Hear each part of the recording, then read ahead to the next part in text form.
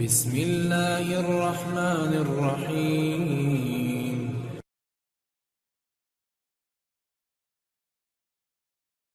ونصلي على رسوله الكريم.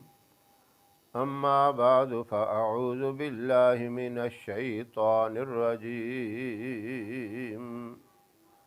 بسم الله الرحمن الرحيم.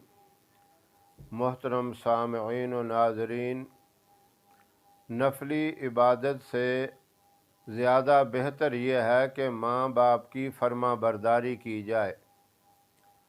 اللہ نے قرآن کریم میں بھی یہی حکم دیا کہ ماں باپ کے ساتھ حسن سلوک سے پیش آؤ، محبت سے پیش آؤ، ہر بات ان کی مانو۔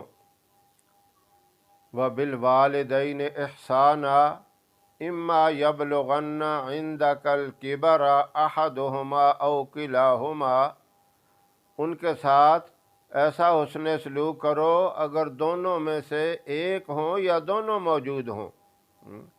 فَلَا تَقُلْ لَهُمَا اُف، یعنی اف کا جملہ جو ہے بہت ہی ایک ہلکا اور کمزور ہے، اف تک بھی نہ کہو۔ کسی بات میں ناگواری کا اظہار کرتے ہوئے اف تک بھی نہیں کہنا، اور ان کی آواز سے اپنی آواز کو اونچا نہیں کرنا، چلتے ہوئے ان سے آگے نہیں چلنا، ان کے برابر میں آ کے نہیں بیٹھنا، ان ساری چیزوں کا خیال کرنا ہے۔ بنی اسرائیل میں ایک عابد تھا جریج نامی، ہر وقت وہ اپنے عبادت خانے میں رہتا، اپنے گرجے میں رہتا اور نفلی عبادت زیادہ کرتا، نماز میں ہی اکثر مشغول ہوتا۔ ایک دن اس کی والدہ صبح سویرے آئی، آ کے اسے بلایا، وہ نماز میں مشغول تھا، اس نے کوئی جواب نہ دیا۔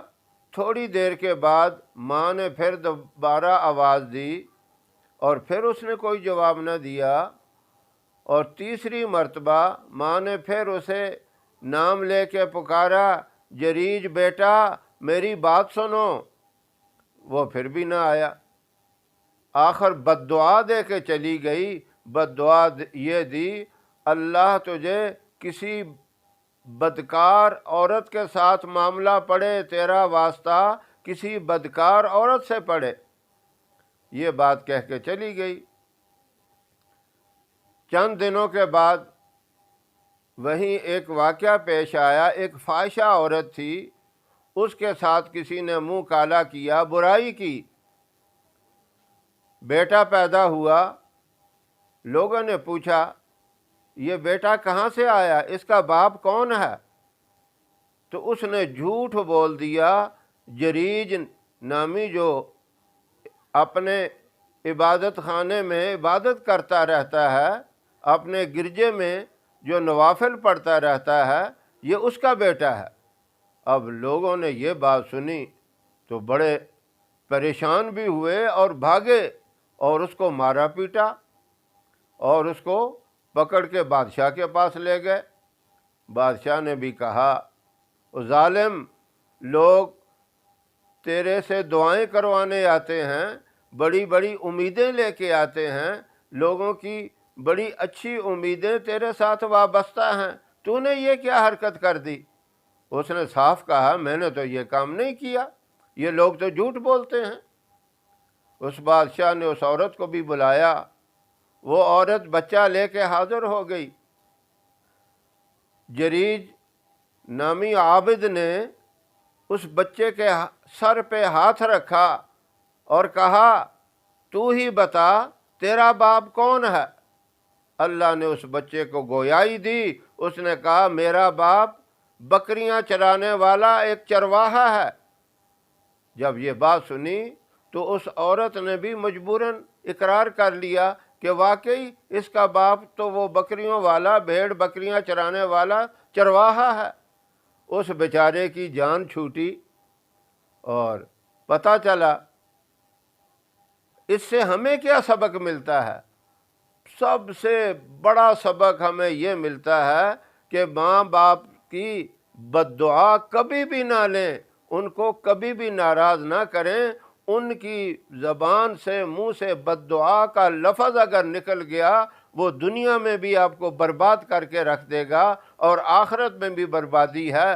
سب سے بڑی بات یہ ہے کہ ماں باپ کو جس نے ناراض کر دیا، اس نے اپنے اللہ کو ناراض کر دیا، اور جس نے اپنے ماں باپ کو راضی کر لیا، اس نے اپنے اللہ کو راضی کر لیا۔ جب اللہ ہی ناراض ہو گیا تو پھر کیا فائدہ؟ نہ دنیا رہی نہ آخرت رہی۔ کتنا بڑا اس کے اندر یہ سبق ہے، یہ ہمیں بھی یہ سبق اس سے سیکھنا چاہیے۔ ماں باپ کی فرما برداری صرف امت محمدیہ پر نہیں، آدم علیہ السلام سے لے کر عیسیٰ علیہ السلام تک سارے نبیوں کو یہی حکم تھا، بلکہ اللہ نے نبیوں کو بھی یہ حکم دیا کہ اپنے والدین کی فرما برداری کریں، ان سے اچھا سلوک کریں، اور آپ صلی اللہ علیہ وسلم کی امت کو بھی یہی حکم ہے کہ ماں باپ کی فرما برداری بہت ضروری ہے۔ اللہ ہمیں عمل کی توفیق عطا فرمائے، ماں باپ کی خدمت کرنے کی توفیق عطا فرمائے۔ وآخر دعوانا ان الحمد للہ رب العالمین۔